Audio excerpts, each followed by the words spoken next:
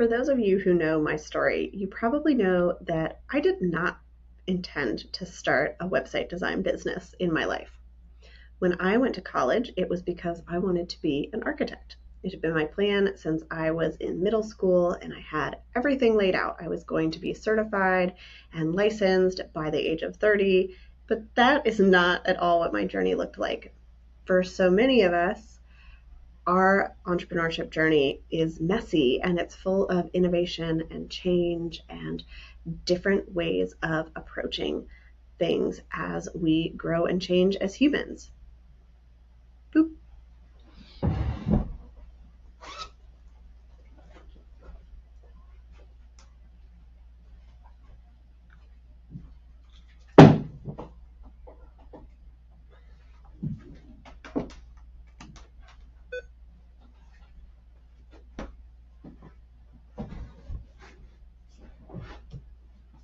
Bloop. I bring this up because as I have been able to travel more recently, now that we are not stuck at home anymore, and I've had some more free time, I've really rediscovered my love of architecture and building and spaces. And I have noticed, as I've thought about it, such a similarity between the space of a physical building and the space that we occupy in our websites online. I think it's going to help you think differently and innovate about how you approach your website as you are building and growing your business to reach your clients. One of the things that I love about architecture is that there are so many different styles. Personally, I love the arts and crafts style. Frank Lloyd Wright is one of my favorite architects, and I get to go to Chicago in September to check out some of his buildings. But as I'm looking at his stuff, I have seen such a variety of different designs that have come out of that and ways that he plays with space. If you drive through neighborhoods, you see such a variety of different designs. Some are modern and clean, whilst others are classic with columns. And all of that comes together to create something really beautiful. The way that the buildings look can really reflect the way that you experience the space. They reflect the people who built them and the people who occupy them. But no matter what they look like on the outside, there are simple rules that any architecture follows. Speaking specifically about a home, a house, when you're building it, there are expectations about the types of spaces that are going to be there. You're going to have a kitchen where you can cook meals, and you're going to have someplace to eat them, whether that be a dining room or an eat-in area. For some homes, that kitchen is going to be massive, a chef's kitchen. For others, it's going to be really small. Maybe it's just a little galley kitchen with a hallway. There's also going to be some kind of living space, a gathering space where everybody can come and get together. And for some people, they want all of those things to be connected, right? We talk about open concept living, where we want to have everybody come over and be entertained. It seems like a huge thing on HGTV that everybody's an entertainer and wants people in their homes. For other people, those are going to be separate spaces because they're more quiet and reserved, and they like the traditional feel of each space has its own use. There's also going to be spaces for rest and sleep. You're going to have bedrooms. You're going to have bathrooms where we can attend to our needs. You're going to have some kind of outdoor space, whether that's a balcony, whether it's just being able to open a window or climb out on a fire escape, or maybe it's an entire open backyard. All homes have those spaces in common. That is kind of the building blocks that we are using. And then you can, as the architect, put onto that space whatever design aesthetic that you like. So there are so many different ways that we can take those building blocks of space and create something that's still innovative, that's still new, that still meets our needs. And I think that is a way we can look at websites as well. So there are building blocks of every website, things that every website needs in order to function, in order to help our visitors move forward, to give them the information they need. So every website is going to need that first page that you land on, the home page. And on that home page, you're going to have a headline. You're going to have some options for what to do next. You're going to have a final call to action. Every website is going to have a footer of some sort with links. It's going to have policies. It's going to have copyright information. Every website is going to have a way to get in touch with the person running the site, whether that is a contact page, whether it's a button that they click, whatever that might look like. And then if you're running a business, as most of us are, every website is going to have a way for people to take a step towards working with us. So that could be a services page, it might be a sales page, it could be a product page if you sell products, but whatever that is, you are building this website with the purpose of somebody eventually paying you money and you giving them something in return, and there has to be a space on your site to facilitate that. And just like when you build a home and you've got these building blocks of different rooms, your website also has those building blocks of a home page, a contact page, a services page, headlines and footers, and we take all of those pieces and we put them together in a way that gives life to our site. And that's where we can then use our design aesthetic, use our brand, use our colors and our images to create something that is unique. When we think about a unique website, I want something that nobody's ever seen before. I want to innovate. That is not really what we're doing in this space, because those building blocks are there for a reason. We have specific rooms in our home for a reason, because we need them. We have specific pages on our website because we need them. So we have to get to the place where we are marrying those two things, where we are marrying together the expected spaces, the expected experiences, the expected use of the space with the ability to innovate and be creative and showcase who we are.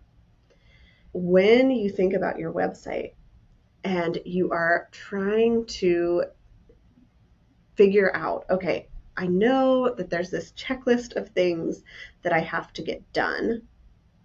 I need to have all of these different pieces. I don't want you to feel like it's restrictive. Those are just the foundational pieces that you need in place in order to have an effective website that is going to support your business. And once you have that in place, you get the freedom and flexibility to create something that is unique, that does stand out. So if you go to Frank Lloyd Wright's Falling Water, where he's got all of these balconies and overhangs and it's natural and you've got wood and stone and he's got the burnt furniture built in and it's all made to fit the space and it's beautiful and it's serene and you really feel like you are one with the surrounding area. That's going to be a totally different experience than if you go to an old Victorian home with small windows and heavy wooden molding and rugs and this decorative furniture. And then it's going to be another experience if you go to one of the modern glass homes with very minimal furniture and very clean spaces and clean lines. Those are all so different. But each of them has that foundation of, okay, we have to have specific spaces. And maybe we combine them in different ways. Maybe we think about them a little bit differently. But we can take those foundations, those building blocks, and we can create something on top of it that really fits with who it is that we are. And in the case of a website, who it is that our clients are. I was recently talking to somebody about their website and they're saying, I've got all of these things in place. I know that my content is decent. I've got all of the pages that I need, but it's just so boring. It feels so dull.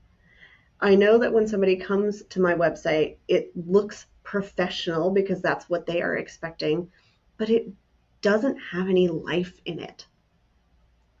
And I told her, I said, we can add who you are into this design without taking it so far that the clients that are going to work with you are turned off by how personable it is, how fun it is. We can marry who your audience is and what they're expecting with who you are and what you love and what you want to be reflected on your site. And it's such an important point to remember that even if you've got all those building blocks, you have the freedom and flexibility to innovate and create something that is customized to your brand. And it's also important to remember the reverse. You can innovate and be creative all you want, but if your website doesn't give people the information that they need, or they get lost because things are not confusing or in the expected places, it's not going to serve your business. And so it's this marriage of the two things, of the foundational building blocks that you need with the creativity and the aesthetic that you're going for, that is what creates something that is beautiful and practical. We talk about this all the time in design, and you will hear people joke about it, that the architect is going to come up with something that's like way over the top and out there. And by the time it goes through all the approvals and the client gets to it and it goes to the builder and the architect, it's going to be boring and bland and look like everything else. And we need to get out of the idea that it has to be one or the other in order to create a website that is not going to fall into the totally fanciful thing that can never be built, or the totally boring run-of-the-mill office park. We have to think about both the design and the practicality. How is it actually going to function? What's the user experience, which we'll be talking about in another episode? How are people using this website? How are they experiencing it? Can they get around it? Can they find what they need? With, does it look beautiful? Does it have gorgeous images? Is it reflective of this brand and the feeling that they want to convey? And those things do not need to be separate.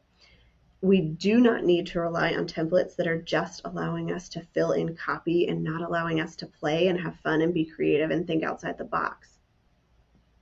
And that's what I love to do for my clients. And part of the reason that I love Squarespace as a platform is there are these building blocks. There's literally a grid that we work in, and we use things like alignment and user experience and a standard outline of how a page flows.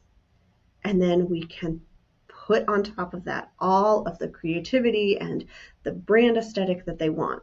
We can do something that's super fun and funky and watercolory, or we can go really professional and clean and streamlined. Maybe we want minimalist. Maybe we want something that seems over the top. We can do any of those kinds of designs as long as we come back to those basics that build the site that allow people to use it.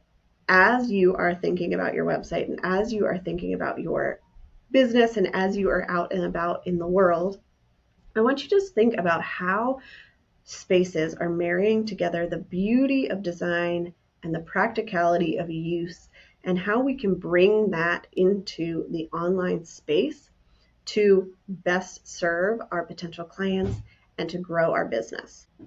These are the pieces that I marry together all the time for my clients, and that's part of what I do during a VIP day. We always start with the strategy of what pages do we need, what information do we need, do you have all of the different sections of this site, and then we get to the playground of what does that design actually look like and how can we make it into reality. So if you're interested in taking your website from a template that you bought and then put your content on, or something that you tried to DIY that just feels boring and bland, please reach out. I've got some VIP day spots open in the coming months, and I would love to help you to create a website that is warm and welcoming for your clients, and also helps them to convert into right fit leads who understand who you are and what you do as a business and are ready to say yes and be the best fit clients that they can be.